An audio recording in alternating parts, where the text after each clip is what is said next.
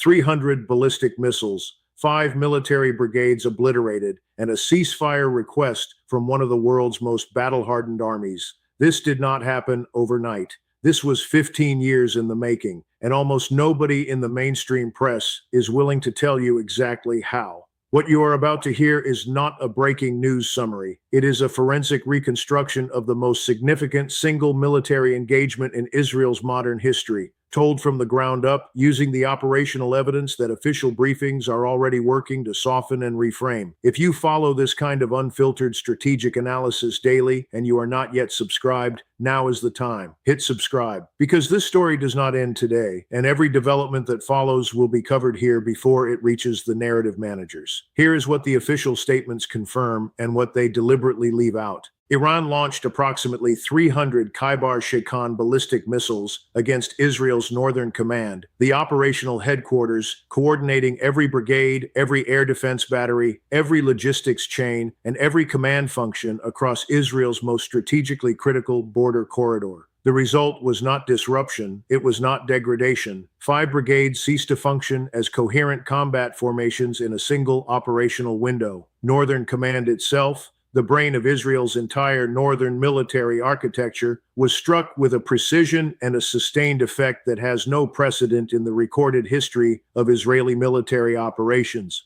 And now Israel is requesting a ceasefire. Before we go deeper, there is a question that every honest military analyst needs to answer, and almost none of them are asking publicly. How did 300 ballistic missiles penetrate the most sophisticated layered missile defense system in the world, Iron Dome, David's Sling, and Arrow combined, and still reach their targets with enough residual force to destroy 5 brigade command structures simultaneously? The answer is not what you think, and it traces back to a single event in 2011 that the American defense establishment has spent over a decade trying to minimize. Stay with this. We are going to get there. Let us be precise about what the destruction of 5 brigades actually means, because the word destroyed is being used loosely in current media coverage, and it should not be used loosely here. When a brigade's command post goes silent, when its logistics hub is struck and its resupply chains collapse, when the fire support coordination systems managing indirect fire are eliminated, and when the communications relay infrastructure connecting it to higher headquarters is systematically taken down, the soldiers do not disappear. The equipment is not all physically gone, but the organizational coherence that transforms soldiers and equipment into a fighting force ceases to exist.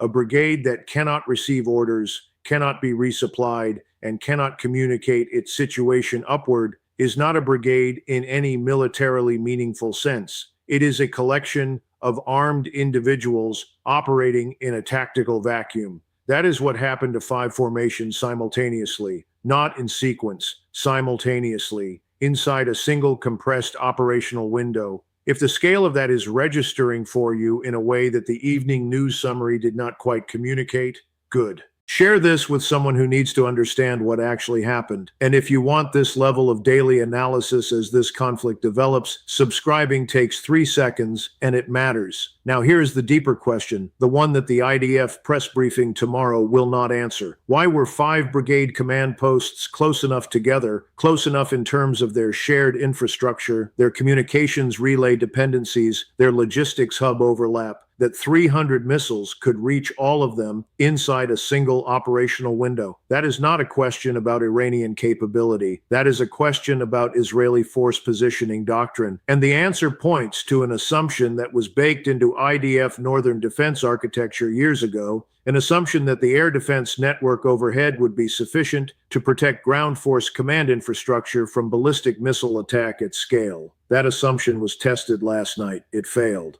And the people whose job it was to question that assumption before it was tested did not do so. To understand why the missile defense network did not stop this strike package, you have to understand what the Kaibar-Shakon actually is, not the summary version, but the design philosophy behind it. Iran has been developing ballistic missile capability since the mid-1990s with one consistent and specific objective: build a weapon capable of defeating the American-supplied missile defense architecture protecting American partners in the Middle East. Every technical decision embedded in the Kaibar-Shakon reflects that objective directly. The range that places launch positions beyond counter-battery reach, the terminal maneuverability that defeats intercept algorithm predictions, and most critically, the GPS-independent guidance system. The GPS-independent guidance system, that is the technical detail that changes everything. And here is where the story connects back to 2011. In December of 2011, an American RQ-170 Sentinel surveillance drone, one of the most advanced unmanned platforms in the United States military inventory, came down intact inside Iranian territory. The official American position was that it malfunctioned. The Iranian account and the technical evidence that subsequently emerged told a different story. Iranian electronic warfare teams fed the drone's GPS navigation system false positioning data, a spoofing operation that convinced the aircraft it was approaching its base in Afghanistan while it was actually descending into Iran. They recovered it intact. What Iranian engineers gained from that recovery was not primarily the airframe. It was direct access to the GPS receiver architecture of an American military platform, the signal authentication protocols, the navigation logic, the specific technical parameters that American military GPS receivers use to verify whether incoming positioning signals are genuine or spoofed.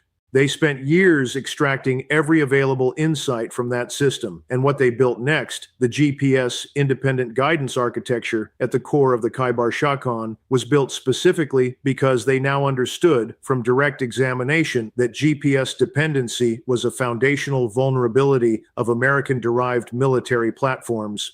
The interceptors that attempted to engage the Kaibar-Shakon last night were operating against a weapon whose design parameters fell specifically outside the threat profiles those interceptors were built to defeat. David's Sling and Arrow were excellent systems. They were excellent systems against the threat model that existed when they were designed. Iran built the Kaibar-Shakon against the threat model of those specific defense systems. That asymmetry, the attacker updating its weapon against the defender's fixed system, is the technical explanation for what happened over northern Israel. But here is the strategic question that matters more than the technical one. Iran did not do this alone. The guidance sophistication in the Kaibar-Shakon reflects inputs from at least two external sources, one of which has been a direct military partner to Moscow, and one of which has been quietly deepening its economic relationship with Tehran for years. If you want to understand what last night's engagement actually signals about the next 5 years of global military alignment, the Russian and Chinese dimensions of this story are not footnotes. They are the central plot. We are going to cover both in full. Keep watching. Washington's response to the destruction of 5 Israeli brigades has followed the predictable institutional pattern: emergency weapons transfers, additional interceptor missiles, intelligence support packages, accelerated precision munition deliveries. These are real. They matter at the margins.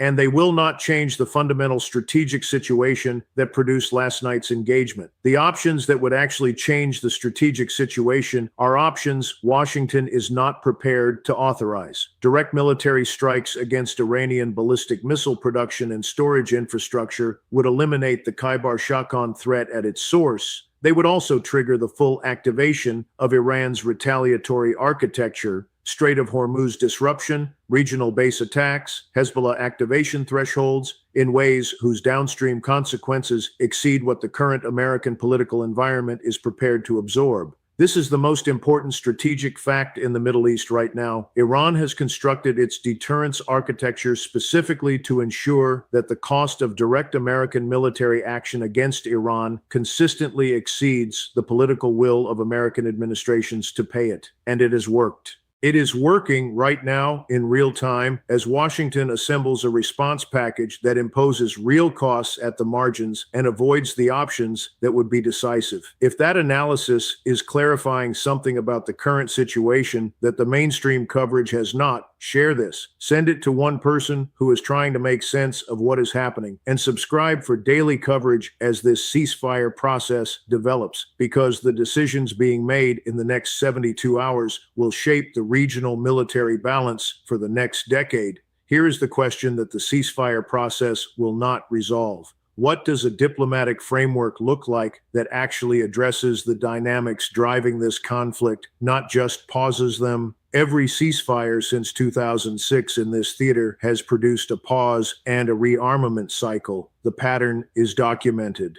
The question of whether this ceasefire will be different comes down to one variable that nobody in the current public commentary is addressing directly. We are going to address it. Stay with us. American strategy toward Iran across 3 decades has oscillated between 2 approaches that share a common foundational error. The maximum pressure approach, sanctions, isolation, military threat, correctly identified that Iranian military capability needed to be constrained. It incorrectly assumed that economic pain would produce strategic capitulation from an adversary whose national conviction runs deeper than economic calculation. Iran kept building under maximum pressure. The Kaibar-Shakon was developed under maximum pressure. The targeting databases for IDF Northern Command were refined under maximum pressure. The engagement approach, nuclear negotiations, diplomatic frameworks, sanctions relief, correctly identified that military confrontation carried unacceptable escalation risks. It incorrectly assumed that diplomatic accommodation on specific issues would produce the broader strategic realignment that the region required. Iran continued building through engagement frameworks too.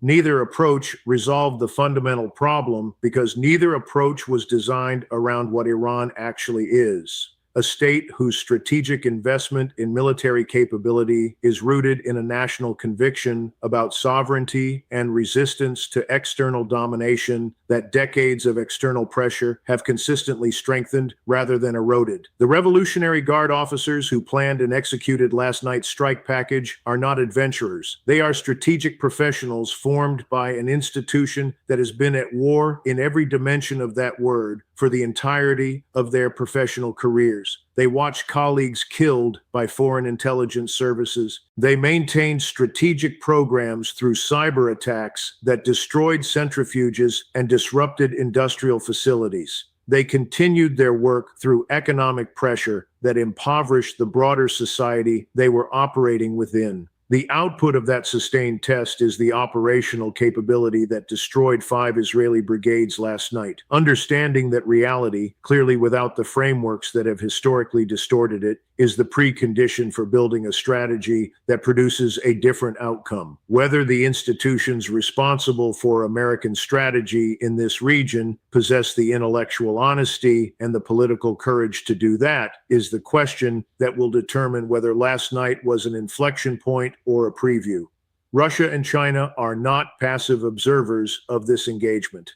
Moscow is incorporating the operational lessons from the Kaibar-Shakon's performance, ballistic missile terminal guidance effectiveness against layered missile defense, saturation volumes required to exceed defensive system capacity, into military planning for European theaters in ways that NATO defense planners are not yet publicly discussing. China is executing a different kind of strategic learning, positioning itself as the indispensable diplomatic broker for the ceasefire process that Washington structurally cannot lead. If Beijing emerges from the next 30 days as the primary architect of a regional stability framework, the strategic dividend compounds across every dimension that matters for long-term American positioning in the Gulf. That story is already developing. We are tracking it daily. 5 brigades are gone. Northern Command is degraded. Israel is requesting a ceasefire from a position that no military planner in the history of the state would have described as an anticipated outcome.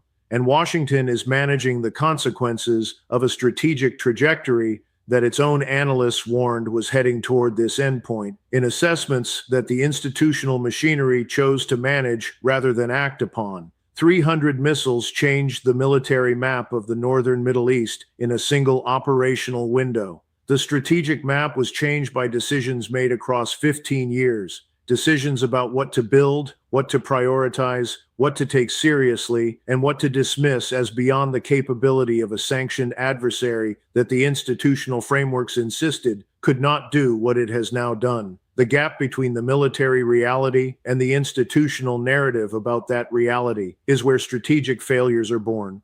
And what happened over northern Israel is the most consequential demonstration of that gap in the modern history of this theater. The question is no longer about Iranian capability. That has been established. The question is about American institutional capacity. Whether the establishment that produced the strategic failures leading to this outcome possesses the self-awareness to build something genuinely different. What is your assessment? Has the destruction of IDF Northern Command's operational infrastructure permanently shifted the military balance in the Northern Theater? Does American material support provide a realistic pathway to restoring Israeli strategic position? And what does a ceasefire framework look like that addresses the underlying dynamics rather than simply pausing them? Drop your most detailed analysis in the comments. If this breakdown reached something the daily news cycle is burying, share it, because the next phase of this conflict is already being shaped by decisions being made right now in rooms the public cannot see. Subscribe for daily coverage. We cover what the institutional narrative works to contain, and we will see you in the next one.